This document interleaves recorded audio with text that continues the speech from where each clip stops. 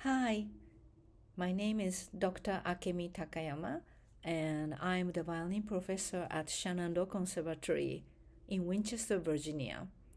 Today, I made a few videos for you for the pieces that you've been working on for All Virginia State audition this month. I hope this is helpful to you, and you can communicate to me by email with your questions or comments. I would love to hear from you. My email is atakayam@su.edu. It's atakayam@su.edu.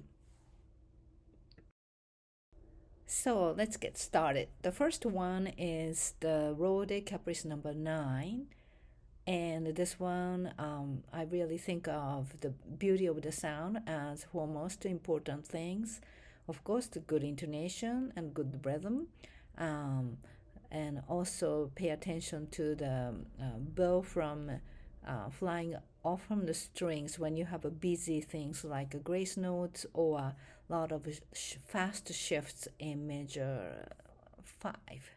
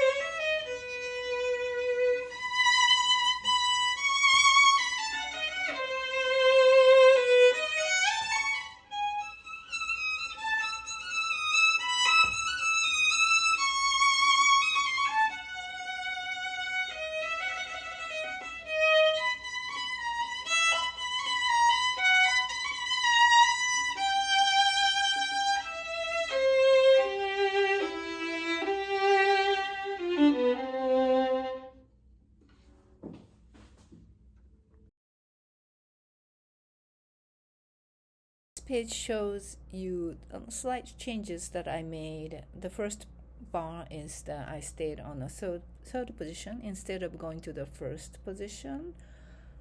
And then the circle shows you those grace notes that tend to just to get swallowed and not very pronounced. So you wanna those times. Often the bow just gets lighter during the busy left hand time. So you want to make sure that your bow is on the string, really pronouncing those sound beautifully. And then measure 5, you have a big circle. Those this place has a lot of shift, as you know. So I think we tend to over articulate the left hand and think it's kind of like left hand challenge, but actually this, I think it's more like it's a right hand challenge, that how you can sustain the sound while your left hand is climbing up. And you want to make sure you don't press too hard as you go up, and that's the key. And also the bow distribution, so you want to leave some bows left so that it doesn't get crunchy at the frog. To do that, from end of measure 4, you want to just to focus staying on the upper part of the bow, so that measure 5, and when you're turning the up bow, you're not getting too stuck at the frog. Okay, so then the measure 7, there's a fourth finger. I think that probably you would do that anyway, but I have that a safety pinky. And then measure 8, I did add a sharp. It didn't have that in the original part, but to me it sounds so much better with a B sharp. So that's it. So I was surprised to see this and audition as an audition etude, because this is a really famous Don Juan that everybody kind of has to learn for orchestra auditions. So it's actually a great thing that you already start learning this at high school or younger age. So yes, so see if we can discuss this after the performing video.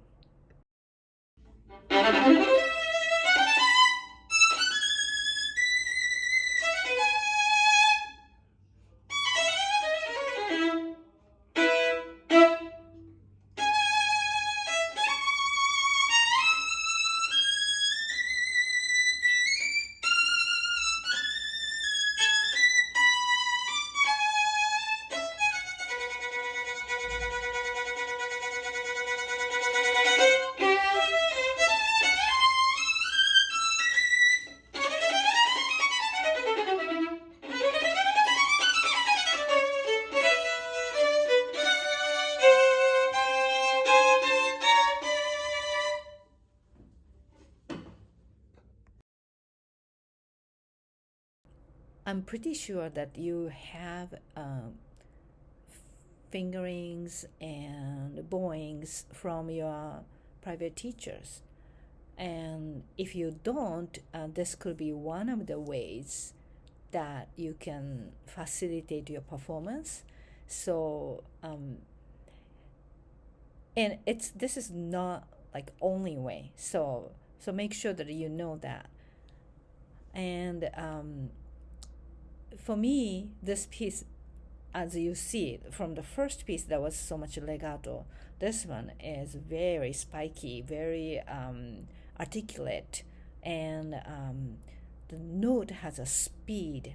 So rather than being very smooth, there's a sense of urgency and sense of direction, and that's so cool about it. And there's no piano written in here, isn't it? Like you have fortissimo, fortissimo, fortissimo again, crescendo, crescendo. Yeah, only thing you see is a mezzo forte in one place in measure 17. So from the beginning, you want to make sure that your bow pressure is high, especially at the tip of the bow or upper half of the bow. And this one, I may have played a little bit faster than 84, but you can do your tempo. So I think this recording is available with the orchestras. So I recommend you listen to that to get the image of what your part should sound within the orchestra. And you notice that there are lots of brass instruments and whole entire strings are doing the movement together. It's incredible. I would pay attention to the length of the long notes, like half notes, dun, dun, dun, dun, dun, dun, and then during the little crescendo you see, you're gonna use your bow faster and vibrato faster to show the brilliant characters by Strauss. Okay, so this triplet. So for me, I divided the bow to two of them, but make sure that it doesn't sound like the music is divided. You want to continue until the next bar, measure 7, and then those down bows in measure 7 and measure 8. You see that the length of the notes are different. One is quarter, one is eighth notes, and you want to make sure it's different. So, and then from measure 9 on, see how long this phrase goes. It's actually very long.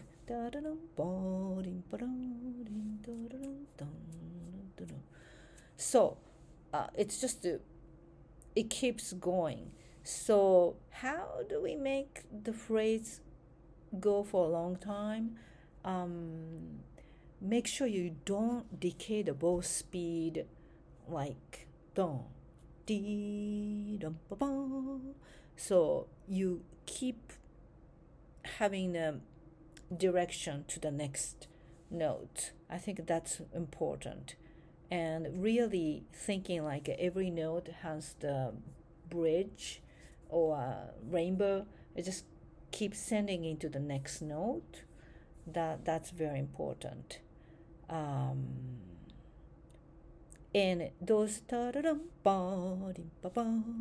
you see that he wrote a lot of accents on each note, so that means that the bow speed has to be fast on those notes. Yeah. Okay, then the triplets.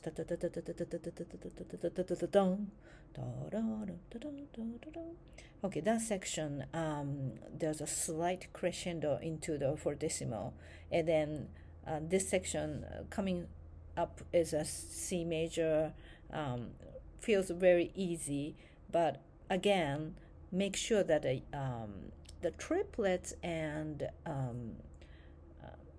eighth notes with a rest, 16th notes rest, 60. Da, da, da, ba, da, da, da, da. Make sure it doesn't become like a da da da da da da da da da. So it's not sluggish, it's very spiky. Okay, so after A, please work on the intonation. Da dee da dee da dee da da da da da da da da da da. It's really weird spacing. And to me, measure 26, that note going, before. Now this time,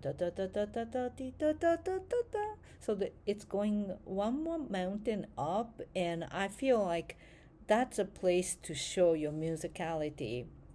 So, yeah. So I think this whole thing is rhythm oriented. You want to make sure that you have the strong rhythmical sense and direction, and you are aware of the bowing intonation. So in order to do that, all these, I recommend you practice slowly, and you would not be messing with the intonation, and you would be able to go to the right position without fishing. So that will be the way to go. If you have any questions, please reach out to me at atakayam@su.edu. It's atakayam@su.edu. I would love to hear from you. Have a great audition. Thank you for watching.